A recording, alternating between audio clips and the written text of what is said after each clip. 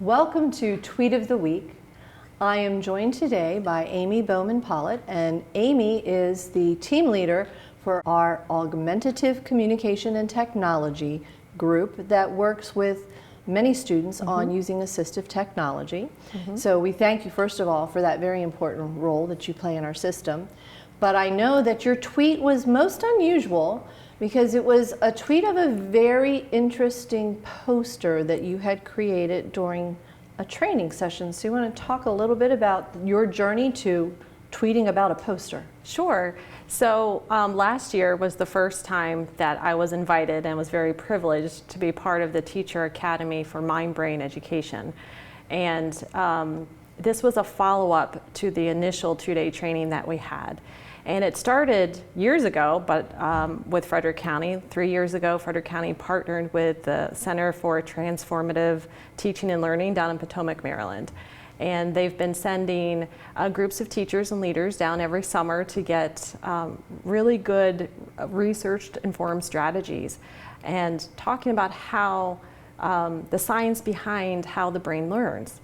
And because there's science behind how the brain learns, there's therefore strategies that work best for us teachers in the classroom. So, but then came the question of, well, how are we going to really take all this good stuff that we're learning and get it out to the masses and really start to infuse this into the good stuff that we're doing already in FCPS.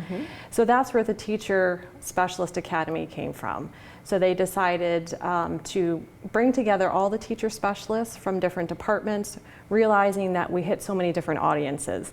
We talk and train and coach and mentor teachers, work with students, we work with administrators, principals, assistants, parents and families, and a lot of us are part of the curriculum writing process as well. So since we hit so many different areas, they thought, let's get them all together and have this power user group for these researched informed strategies.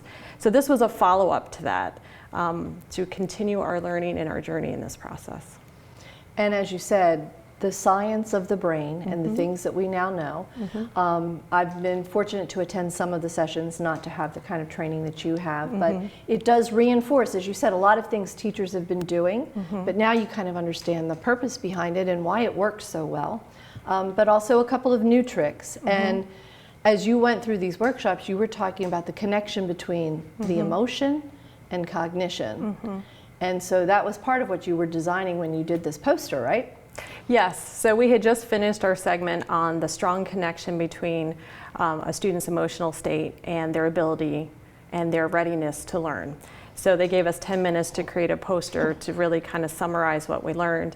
And it was really hard to do because there was so much that goes into it, as you might guess. So for example, they were telling us that if a student's emotional well-being and they're under stress, if that's how they are coming into the classroom, they're just not ready to learn yet. They're not there. So we have to, as teachers, really work to minimize classroom threats and to balance stress in the classroom. And they were giving us all these different tricks on how to do that. And some of it is building that strong teacher-student relationship, have that positive relationship, get to know your students individually at the beginning of the year. It's going to pay off tenfold if you have that relationship with your students. But they also mentioned things like, you know, be mindful of the types and quantity of homework that you give to students, because quantity does not equal quality. They also talked about using frequent formative, low-stakes formative assessments. So not everything that you give to a student to check to see how they're learning needs to be graded, because it's a learning process. They need that feedback that's immediate and actionable that they can then take how they performed and do better on it. And that formative assessment is important for the teacher and for the student, both ways, to know how they're doing. So being able to give them an idea of how they're doing is going to help decrease their stress when they come in, because they know where they stand before the big test. And giving them the opportunity for interleaving the information that they learned. So come back to the information time and time again, and not just let's hit this one unit and we're done. So we'll keep coming back to it to refresh their brain, and it helps take it from their short-term to the long-term memory and really make enduring learning in the long run. And so As you said, they packed a lot of learning into those sessions for you. Yes. Lots of great strategies to share with teachers, and we're really appreciative that you do that. You might want to check out Amy's tweet and see if you can see in her poster some of the things she just described there. And I do believe extra credit if you had a mustache. A mustache. On the poster, so check and see if you can find that mustache as well. So Amy, thank you so much for sharing about mind-brain education and why it's so critical to the work we do in the classroom each and every day. And thank you for joining us on Tweet of the Week. We hope to see you next time.